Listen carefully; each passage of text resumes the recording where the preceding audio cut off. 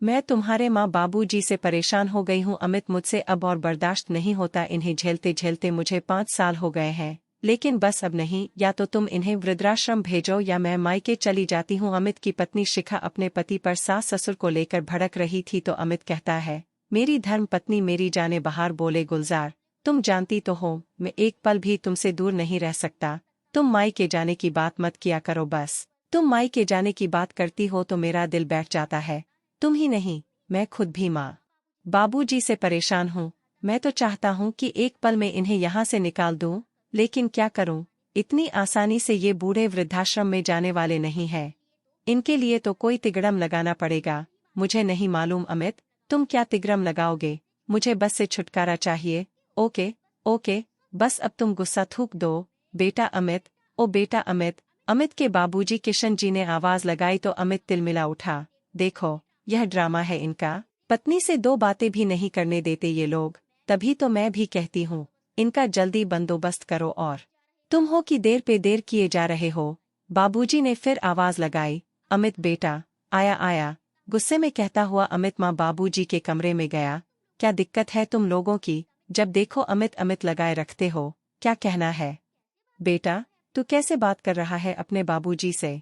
अमित की माँ बीना देवी जी ने कहा तो अमित बोला, माँ और कैसे बात करूं? तुम दोनों को बस यही काम है, उसकी बात काटते हुए जाता है। ओहो, ये बूढ़े तो जाते जाते भी खर्चा करवा रहे हैं। बाबूजी बोले, बेटा आज तेरी छुट्टी है तो तू ऐसा कर, हमारे जो अधूरे काम पड़े हैं वो कर दे। एक तो तेरी माँ के दांत दिखाने हैं और मेरे काम दिखाने हैं, तो तू हमें ले चल। इतना सुन अमित और भी ज्यादा आग बबूला हो उठा। तुम दोनों ने मुझे समझ क्या रखा है? एक ही दिन छुट्टी का, उसी में तुम अपने काम के टांग अड़ा देते हो, और पैसे कौन सा में दादाजी आकर दे रहे हैं मुझे जो तुम लोग इतने खर्चे बता देते हो? मेरे पास ना ही तो पैसे हैं और ना ही टाइम। बेटा, तू कुछ ज्यादा नहीं भड़क रहा है? ऐसा तो कोई भारी काम नहीं बता दिया तुझे, अभी हमारे पैरों में दम है, हम खुद भी जा सकते हैं और ना ही पैसों की जरूरत है हमें। तू जा, आराम फरमा। अपने बाबूजी की बात सुन अमित पैर पटकते हुए अपने कमरे में चला गया। किशन जी बैंक में जमा थोड़ी बहुत रकम से अपने और बीना जी के खर्चे पूरे कर लिया करते थे। चलो बीना, तुम तैयार हो जाओ, मैं खुद तुम्हें लेकर चलूंगा। ठीक है जी, मैं 2 मिनट में तैयार हो जाती हूँ। इतना कह बीना जी तैयार हो गई और फिर दोनों डॉक्टर के जाने के लिए घर से निकल लेते हैं। उनके घर से निकलने के बाद शिखा फिर से अमित को बोलने लगती है, यह हमें चैन से नहीं जीने देंगे। अमित, जल्दी कुछ करना पड़ेगा। हाँ शिखा, जल्दी, मैं कोई बंदोबस्त करता हूँ, बस कुछ सूझ जाने दो मुझे। जाओ तो मेरे लिए कॉफी बनाकर लाओ बढ़िया वाली। ठीक है, लाती हूँ। शिखा कॉफी बनाने चली जाती है और अमित अपना शातिर दिमाग लगाने लग जाता है कि क्या किया जाए जो इन बूढ़ों से पीछा छूट जाए। वह बहुत देर सोचता रहता है। इतने में शिखा भी कॉफी बना लाती है। शिखा, तुम्हें कोई सुझाव दो ना, क्या करना चाहिए? मेरा सुझाव तो सपाट है, दोनों को नींद की गोलियां देकर मार डाला जाए। नहीं यार, ऐसा नहीं कर सकते, सारी जिंदगी जेल में चक्की पीसनी पड़ेगी, और है तो मेरे माँ बाप ही यार, जान कैसे ले सकता हूँ इनकी? तो फिर खुद ही दिमाग लगाओ, शिखा ने मुंह बनाते हुए कहा। तभी किशन जी और बीना जी डॉक्टर कैसे आ गए, अपने कमरे में जाकर बातें करने लगे। चलो आज का काम तो पूरा हुआ बीना, अब 4 दिन बाद जाना है तुम्हारे दांत बनवाने, और मुझे भी यह दवाई दी है, देखता हूँ कितना आराम लगता है 4 दिन में। नहीं तो बस मशीन ही बनवानी पड़ेगी मुझे, लेकिन अभी तो मुझे फिर भी सही सुनता है। हाँ जी, बस मशीन ही बन जाएगी, कभी कभी तुम्हें बिल्कुल सुनाई नहीं देता है। चलो देखते हैं। 4 दिन बाद माँ बाबूजी बातें कर रहे थे और कमरे के बाहर दरवाजे के पास खड़ा हुआ अमित माँ बाबूजी की बात सुन अपना खुराफाती दिमाग लगा रहा था कि कहीं कोई सुझाव मिल जाए। तो उनकी बातें सुनकर उसे एक सुझाव सूझ ही गया। वह दबे पाँव वहां से निकल अपने कमरे में आ गया और अपनी पत्नी को पकड़कर इधर से उधर घुमाते हुए बोला, शिखा शिखा शिखा, जिसका हमें था इंतजार, जिसके लिए दिल था बेकरार, वो घड़ी आ गई आ गई। अरे अरे अरे, हुआ क्या है, यह तो बताओ, बड़े खुश नजर आ रहे हो। शिखा ने बहुत उत्सुकतापूर्वक पूछा तो अमित बहुत खुश अंदाज में बोला, शिखा, मुझे आइडिया मिल गया, इन बूढ़े माता पिता से छुटकारा पाने का। यह सुन शिखर की आंखें चमक उठी। बोली, क्या बात कर रहे हो, क्या आइडिया है, मुझे भी बताओ। अमित ने शिखा के कानों में कुछ कहा तो शिखा बड़ी खुश हो गई। बस शिखा, अब तुम माँ बाबूजी को बोतल में उतार लो और मैं भी आदर्शवादी बेटा बन जाता हूँ। फिर तुम देखना कमाल। ठीक है जी, आज से हमारा मिशन शुरू। दोनों ने हाथ मिलाया और अपने काम में लग गए। माँ, बाबूजी, मैं आपके लिए दूध लाई हूँ, गरम गरम दूध, लीजिए, पी लीजिए। शिखा ने अपने सास ससुर को बड़े प्यार से दूध देते हुए कहा तो दोनों शिखा को अपनी बूढ़ी आंखों से बड़े आश्चर्यचकित होते हुए देखने लगे, क्योंकि शिखर दूध तो क्या उन्हें एक गिलास पानी तक नहीं देती थी। माँ बाबूजी क्या सोच रहे हैं, मैं बहुत प्यार से दूध लाई हूँ, पी लीजिए। तो फिर दोनों ने उसके हाथ से दूध लिया और पीने लगे। शिखा दूध खत्म होने का इंतजार देखने लगी और दूध खत्म होते ही ग्लास एक तरफ रख माँ जी के पैर दबाने लगी। इतने में अब भी कमरे में आकर बाबूजी के पैर दबाने लगा तो किशन जी और बीना जी बड़े आश्चर्यचकित हो रहे थे। उन्हें समझ नहीं आ रहा था कि यह क्या हो रहा है। शिखा और अमित ने थोड़ी देर पैर दबाए और फिर माँ बाबूजी को सुला चलते बने और कमरे में जाकर बोले, ओफ हो, मैं तो पता नहीं कैसे बर्दाश्त कर रही थी। कोई नहीं शिखा, 3 दिन की तो बात है, फिर तो बस चांदनी रात है। दोनों बातें करते हुए सो जाते हैं। अगले दिन अमित ऑफिस से आते हैं हुए माँ के लिए नई साड़ी और बाबूजी के लिए नई धोती लेकर आता है और आते ही सीधा उनके कमरे में जाकर उन्हें दिखाते हुए बोलता है, देखिए देखिए बाबूजी, मैं आपके लिए नए कपड़े लाया हूँ। बीना जी और किशन जी बड़े खुश होते हैं। फिर किशन थोड़ी देर दोनों के पास बैठकर अपने कमरे में शिखा मुंह बनाते हुए कहती है, कोई नहीं डार्लिंग, कुछ पाने के लिए कुछ खोना भी पड़ता है। अमित ने सोफे पर बैठते हुए शिखा से कहा। शिखा जानती थी किशन जी को गन्ने के रस की खीर बहुत पसंद है, इसीलिए अगला पैतरा उसने गन्ने की खीर बनाकर खेला। खीर लेकर बाबूजी और माँ जी के कमरे में गई। चोर चहकते हुए बोली, बाबूजी, मुझे पता था आपका गन्ने की खीर खाने का बड़ा मन कर रहा है। बहू, तुम्हें कैसे पता लगा? बीना जी ने बहू से पूछा। अरे क्या माँ जी, आप भी जब माँ बाप बच्चों के बिन बोले उनके मन की हर एक बात समझते हैं और सारी ख्वाहिश पूरी करते हैं, उसी तरह बच्चे भी माँ बाप के मन की बात पढ़ लेते हैं। बस मुझे आभास हुआ और मैंने बाबूजी के लिए खीर बना दी। बहू की बात सुन किशन जी और पीना जी खुश हो गए और मन ही मन भगवान का शुक्र करने लगी कि भगवान ने उनके बच्चों को सद्बुद्धि दे दी है। अमित किशन जी और बीना जी का इकलौता बेटा है। किशन जी की प्राइवेट जॉब थी, जिससे उनका घर खर्च सही से पूरा हो जाता था। बीना जी बहुत समझदार महिला थी। उनका घर बहुत छोटा था, अपने पति की कमाई में भी अच्छे से पूरा कर लेती थी और पाई पाई जोड़कर उन्होंने जमीन भी खरीद ली थी, जिस पर उन्होंने अपने सपनों का आशियाना खड़ा किया। अमित भी बहुत छोटा था। किशन जी की ज्यादा आमदनी नहीं थी, लेकिन अमित की पढ़ाई में उन्होंने कोई कमी नहीं की। उसे अच्छे स्कूल से पढ़ाया और फिर अच्छे कॉलेज से पढ़ाया। उसके बिजली विभाग में सरकारी नौकरी लग गई। फिर उसके लिए लड़की ढूंढी। दूर के रिश्तेदार ने शिखा का सुझाव दिया तो शिखा अमित और दोनों माता पिता को पसंद आ गई, लेकिन उन्हें नहीं मालूम था कि मासूम से दिखने वाली शिखा इतनी क्रूर होगी। वह बात बात पर सास ससुर को ताने मारती, वह कुछ काम बताते तो उसे नजरअंदाज कर देती थी और जरा से रोक टोक पर पूरा घर पर उठा लेती थी। किशन जी थोड़े गुस्से स्वभाव वाले व्यक्ति थे, परंतु बीना उतनी ही ठंडे मिजाज की महिला थी। वह हमेशा अपने पति का गुस्सा शांत कर देती थी। किशन जी को शिखा पर गुस्सा आता तो बेरा जी उन्हें बड़े प्यार से हैंडल कर लेती थी। अमित शादी से पहले अपने माता पिता की करता था, लेकिन शिखा ने उसे पूरा अपने रंग में रंग लिया था। अपनी मीठी बातों में अमित को हमेशा फंसा कर रखती थी, जिससे अमित को बस हर जगह शिखा शिखा ही दिखाई पड़ती थी। शिखर की बातों में आकर अमित भी अपने माँ बाबूजी पर भड़कता रहता था। अमित रिश्वतखोर व्यक्ति था, वह रिश्वत लिया करता था। बिजली विभाग में होने का लाभ उठाना उसे अच्छे से आता था। जिस किसी के घर में भी वह ऐसी जैसे आधुनिक उपकरण देख लेता, बस कोई ना कोई बहाना तक कर लोगों को परेशान करते। कोई ना कोई बहाना तक कर लोगों को परेशान करके उनको अपने पद की दौस दिखा के उनसे बिना वजह का जुर्माना वसूलने पहुंच जाता था। तो उसके बाबूजी उसे हमेशा बोलते थे कि बेटा, रिश्वत लेना पाप है, तुम रिश्वत मत लिया करो, चाहे कम में ही पूरा कर लिया करो। लेकिन अमित अपने बाबूजी का विरोध किया करता था। मेरी खुशियों को देखकर आपको जलन होती है, आप नहीं चाहते कि मैं अच्छा जीवन जीऊं, अपनी पत्नी के साथ खुश रहूं, हमें हमेशा मेरी खुशियों के आड़े आते हैं। आप बार बार मुझे रिश्वत लेने को लेकर सुनाते रहते हैं, आपको दिक्कत क्या है? आखिर मैं कुछ भी करूं। अमित के कटु वचन सुन किशन जी को गुस्सा आ गया तो उन्होंने अमित पर हाथ उठा दिया। इस बात को लेकर अमित अपने माता पिता से काफी परेशान आ चुका था। ऊपर से शिखा आग में घी डालने का काम करती थी। अब किशन जी और बेना जी चुप्पे साधे हुए थे, लेकिन माता पिता होने के नाते गलत बात पर टोक ही देते थे, तो यह बात अमित और शिखा को बहुत खलती थी, जिससे परेशान होकर दोनों उन्हें घर से निकालना चाहते थे। अमित अब माँ और बाबूजी के डॉक्टर की अगली विजिट का इंतजार कर रहा था, क्योंकि डॉक्टर ने उन्हें फिर से 4 दिन बाद आने के लिए कहा था। जैसे ही 3 दिन बीते, अमित रात में ही अपनी अगली पारी खेलने माँ बाबूजी के कमरे में गया और बोला, बाबूजी उस दिन ऑफिस के काम की वजह से मैं टेंशन में था, ना जाने टेंशन में क्या क्या ऑप्शन आप बोल दिया आपको मैंने। बाबूजी मुझे माफ कर दीजिए। कोई बात नहीं बेटा, ऐसा होता है, बोलकर किशन जी ने उसे माफ कर दिया। फिर अमित ने पूछा, बाबूजी आपको और माँ को डॉक्टर के यहाँ वापस कब जाना है? बेटा कल ही बुलाया है, डॉक्टर ने। बीना जी ने बेटे की बात का उत्तर दिया। अमित माँ के हाथ पर हाथ रखकर बोला, माँ आपको और बाबू जी को कल मैं खुद डॉक्टर के यहाँ लेकर जाऊंगा, लेकिन उससे पहले हम लोग किसी अच्छी जगह घूमने चलेंगे।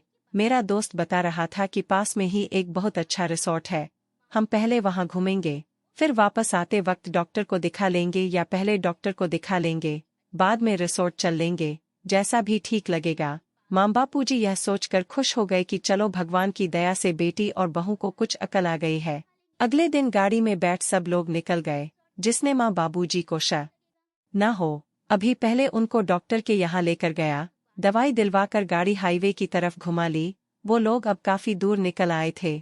शिखा जो सारे प्लान में पति का साथ दे रही थी, नाटक करते हुए बोली, जी काफी देर हो गई है, कब तक पहुँच जाएंगे हम लोग रिजॉर्ट? बीना जी और किशन जी भी बार बार अमित से पूछ रहे थे। अमित बोला, लगता है गलती से हम गलत हाईवे पर आ गए हैं। तभी गाड़ी घड़ घड़ की आवाज करती रुक जाती है, जो कि उनके प्लान का ही एक हिस्सा था। अमित स्टीयरिंग पर जोर से हाथ मारता हुआ कहता है, शिट यार, अब ये गाड़ी भी यहाँ इस सुनसान रास्ते पर खराब होनी थी। वह नीचे उतरकर बोनट खोलकर कुछ चेक करने लगता है, नाटक करता है, फिर जोर से बोरन पटकता है। फिर शिखा और माँ बाबूजी से कहता है, गाड़ी खराब हो गई है, लगता है मैकेनिक को बुलाकर ही ठीक करवाना पड़ेगा, मैं आसपास देखता हूँ, आप लोग रुकिए, कहकर अमित जाने लगता है। तभी बीना जी कहती है कि बेटा, रास्ता बड़ा ही खतरनाक लग रहा है, आराम से देखभाल कर जाना, ठीक है? माँ जी बोलकर अमित थोड़ा आसपास देखकर वापस आ जाता है। बोलता है कि यहाँ तो दूर दूर तक कोई चिड़िया का बच्चा भी दिखाई नहीं दे रहा, अब क्या होगा जी, रात भी होने को आई है। शिखर डरते हुए पूछती है, देखता हूँ, थोड़ा बहुत साथ दे दे ये खटारा गाड़ी तो हम जाकर मैकेनिक तक पहुंचकर गाड़ी ठीक करवा सकते हैं। फिर वह बोलता है, ऐसा करते हैं, माँ बाबूजी आप लोग हमारा इंतजार करिए, हम गाड़ी को किसी तरह खींचकर ठीक करवा कर लाते हैं। बीना जी और किशन जी कुछ डरते हुए कहते हैं, बेटा यह रास्ता ठीक नहीं लग रहा है, आसपास घना जंगल है, तुम जल्दी करके वापस आना। जी बाबूजी, हम जल्दी वापस आएंगे। इतना कहकर अमित और शिखा गाड़ी को जबरदस्ती धकेलने का नाटक करते हुए अपने बूढ़े माँ बाबूजी को ऐसे सुनसान हाईवे पर अकेला छोड़ जाते हैं। शिखा कहती है, चलो अब आखिरकार पीछा छोटा इन बूढ़ों से, अब जाके मुझे सुकून मिला। अमित शिखा के गाल खींचकर कहता है, डार्लिंग अब तो खुश हो ना तुम? बहुत खुश हूँ, शिखा भी चाहते हुए कहती है। उधर बीना जी और किशन जी इस सुनसान हाईवे पर अपने बेटे का इंतजार करते रहते हैं। काफी देर हो जाती है, लेकिन अमित कहाँ आने वाला था। काफी देर से दोनों माँ बाबूजी परेशान थे। अब रात भी काफी हो चली थी, एक तो भूख के बारे दोनों की जान निकल रही थी, ऊपर से सुनसान रात, करे तो क्या करें, दोनों घबराए हुए माँ बाबूजी वहीं एक पत्थर पर बैठ जाते हैं। तभी वहां से एक पुलिस ऑफिसर की जीप गुजरती है, जो कि senior police officer Bhanu Pratap Singh की थी। ऐसे रात के अंधेरे में सुनसान हाईवे पर बूढ़े दंपति को बैठा देखती है तो तुरंत गाड़ी रोककर उतरकर उनके पास जाकर बोलते हैं, अंकल आंटी आप लोग रात में इस हाईवे पर अकेले क्या कर रहे हैं? बीना जी और किशन जी सिंह साहब को सारी बात बताते हैं। उनकी बात सुनकर सिंह साहब को बड़ी हैरानी हुई और गुस्सा भी आया। वह दोनों को अपनी जीप में बैठा अपने घर ले आए। उधर शिखर अमित से पूछती है, कहीं ऐसा ना हो दोनों किसी से लिफ्ट लेकर घर आ टपके? अरे नहीं शिखा, तुम्हें पता है कितना घना जंगल है, या तो उन्हें कोई जंगली जानवर खा जाएगा, या चोर उचक के मार जाएंगे, या वो लोग भूख प्यास के मारे दम तोड़ देंगे। अमित शिखा को समझाते हुए बोलता है। उधर बीना जी और किशन जी का रो रो कर बुरा हाल हो रहा था। उनको विश्वास ही नहीं हो रहा था कि उनका सगा बेटा उनके साथ ऐसा कर सकता है। सिंह साहब ने उनको चुप कराया, तसल्ली दी और खाना खिलाया। फिर अपना परिचय देते हुए बोले, अंकल आंटी, मैं senior police officer Bhanu Pratap Singh हूँ। कुछ माह पहले ही मेरा तबादला हुआ है यहाँ। मेरी फैमिली रायपुर में रहती है। फिर वह बोले, अंकल आंटी, आप लोग मेरे क्वार्टर में आराम से रहिए और अब आप दोनों को कोई चिंता करने की जरूरत। ऐसी संतान के साथ रहने से तो अच्छा है आप यहाँ मेरे क्वार्टर में मेरे साथ जब तक चाहे आराम से रहें। इसे नालायक बेटे बहू का कोई भरोसा नहीं। बीना जी और किशन जी का रो रो कर बुरा हाल था, परंतु किशन जी अपनी पत्नी के लिए खुद को संभालते हुए आंसू साफ करते हुए सिंह साहब को बताते हैं, अपने इकलौते बेटे के लिए हमने क्या क्या नहीं किया, कभी कोई कमी ना होने दी। थोड़ा सा भी सर्दी खांसी होती तो उसकी माँ और मैं पूरी पूरी रात जागते थे, अपनी इच्छाओं को मारकर उसकी हर इच्छा पूरी की। फिर भी ना जाने हमारी परवरिश में या कमी रह गई जो उसने ऐसी नीच हरकत हमारे साथ की। किशन जी फिर बोले कि बेटा, मैं भी एक पढ़ा लिखा शिक्षित नागरिक हूँ, मैं भी ऐसे चुप बैठने वाला नहीं। इसे संतानों को सबक सिखाना जरूरी है, वरना हमारे समाज का नैतिक पतन होने से कोई भी नहीं रोक सकता। सिंह साहब भी यही चाहते थे कि अमित और को दंड जरूर मिले। वे किशन जी और बीना देवी जी से कहने लगे, अंकल आंटी, सजा देने के लिए तो मैं उन्हें कुछ भी सजा दे सकता हूँ, पकड़कर सीधा जेल में डाल सकता हूँ। सिंह साहब की बात सुनकर बीना जी और किशन जी बोलते हैं, बेटा, सबसे पहले हमें हमारा घर वापस चाहिए, जिस घर से उन्होंने हमें इस तरह निकालकर बेसहारा छोड़ दिया है। बीना जी, वह घर मेरे और मेरे पति का है। हम दोनों ने अपनी कड़ी मेहनत से बनाया है, इस पर उनका कोई अधिकार नहीं। बाकी तुम जो भी करोगे, हम दोनों की पूरी पूरी स्वीकृति है और हम तुम्हारे साथ हैं। भानु प्रताप अमित की सारी जानकारी किशन और बीना जी से ले लेते हैं और उनको सबक सिखाने का अच्छा प्लान बना लेते हैं और सारी बातें किशन और बीना जी से डिस्कस करके उनसे स्वीकृति भी ले लेते हैं। सिंह साहब के यहाँ जो मेड काम करने आती है, उसको किशन और बीना जी का ध्यान रखने और अच्छे से खाना वाना खिलाने का बोलकर स्टेशन अपनी ड्यूटी के लिए निकल जाते हैं। कुछ दिन में वे अमित के एक नोटिस तैयार करती हैं और पोस्ट के जरिए उसके घर भेजती हैं। इसी बीच पड़ोस के शुक्ला अंकल किशन जी और बीना जी के कई दिन तक दिखाई न देने के बाद अमित से बीना जी और किशन जी के बारे में पूछते हैं, तो अमित यह कहकर टाल देता है कि वो लोग 4 धाम की यात्रा करने गए हैं। रविवार का दिन था। अमित और शिखा ने घर में पार्टी रखी हुई थी। दोनों अपने दोस्तों के साथ लाउड म्यूजिक बजाकर नाचने गाने में मगन थे। तरह तरह के अच्छे अच्छे व्यंजन टेबल पर सजे हुए थे। दोनों बहुत खुश थे, परंतु नोटिस मिलते ही जैसे उनकी खुशियों पर ग्रहण लग जाता है और नोटिस पढ़ते ही दोनों लोग बौखला जाते हैं। नोटिस में लिखा था कि यह घर सरकार के प्रॉपर्टी पर बना हुआ है, जिसको खाली करने के लिए उनको कुल 10 दिन का समय मिला था। अमित तो नोटिस मिलते ही सरकारी कार्यालयों के चक्कर लगाने लगा और न जाने कितने वकीलों से जाके मिला, परंतु कोई बात न बन पाए, क्योंकि भगवान भी ऐसे लोगों का साथ नहीं देते। ऑफिस सिंह साहब ने तीग्रम ही कुछ ऐसा लगाया था, अब करें तो क्या करें। जब घर खाली करने में 3 दिन का समय बचा तो सिंह साहब खुद चलकर अमित के घर पहुंचे और एक बार फिर उसे 3 दिन के अंदर अंदर घर खाली करने को कहा। अमित और शिखा ने भी तिग्रम लगाने की बहुत कोशिश की ताकि उन्हें अपना घर खाली न करना पड़े, परंतु सिंह साहब के सामने जिनको देखकर अच्छा अच्छा खौफ खा जाए कहाँ चलने वाली थी। आखिरकार 3 दिन के भीतर अमित और शिखा को अपना घर खाली करके किराए के मकान में आना पड़ा। घर खाली हो जाने के बाद सिंह साहब बीना जी और किशन जी को सम्मान के साथ उनके घर छोड़कर आ जाते हैं। उधर शिखा और अमित घर छोड़ देने पर काफी दुखी थे।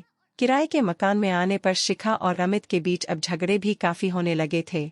मेरा बस का नहीं है इस खुड़ले में रहना, आपको रहना है तो रहो, मुझे तो मेरी मम्मी के घर छोड़ आओ, इतनी गर्मी है यहाँ, उफ, मैं एसी के बिना बिल्कुल भी नहीं रह सकती। शिखा पैर पटकते हुए कहती है, तुम तो ऐसे कह रही हो जैसे मैं यहाँ बड़े खुशी से रह रहा हूँ। अरे कुछ दिन का सब्र कर लो यार, मैं देखता हूँ, कुछ करता हूँ किसी अच्छे एडवोकेट से बात। भाई हमें नोटिस सरकार की तरफ से मिला है, हमें सरकार के विरुद्ध खड़ा होना पड़ेगा, जिसके लिए हमें अच्छे वकील की जरूरत पड़ेगी और साथ साथ बहुत सारे पैसों की भी। अमित पत्नी को समझाते हुए कहता है, मैं कुछ नहीं जानती, अच्छा वकील हायर करो, पैसे लगाओ, रिश्वत का पैसा कब काम आएगा, मैं आपको बता दे रही हूँ, आपके पास 1 महीने का समय है। अगर 1 महीने में वापस हम लोग अपने घर न गए तो मैं अपनी मम्मी के यहाँ चली जाऊंगी। शिखा ने आंखें निकालकर अमित को धमकी देते हुए कहा, अमित उसकी बात सुनकर चुप रहा।